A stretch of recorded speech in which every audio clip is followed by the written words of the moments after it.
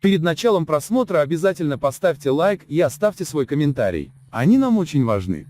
Минпромторг РФ заявил о достаточном объеме производства медицинских масок, чтобы отказаться от их импорта и начале экспорта в Грецию, Сербию, Хорватию и Туркменистан, сообщает «Коммерсант». Всего, по данным министерства, заключено экспортных контрактов на сумму 2,5 миллиарда рублей, 32 миллиона долларов. Напомним, что в августе туркменские информационные агентства сообщили о наращивании объемов производства отечественных одноразовых медицинских масок. Ранее одноразовые маски Туркменистан получал в качестве гуманитарной помощи от ВОЗ, Турции и ЕС. В то же время в июне Министерство здравоохранения и медицинской промышленности выставило на продажу за рубеж через товарно-сырьевую биржу Туркменистана 1-200-000 масок общей стоимостью $240 000 $0 $20 за штуку.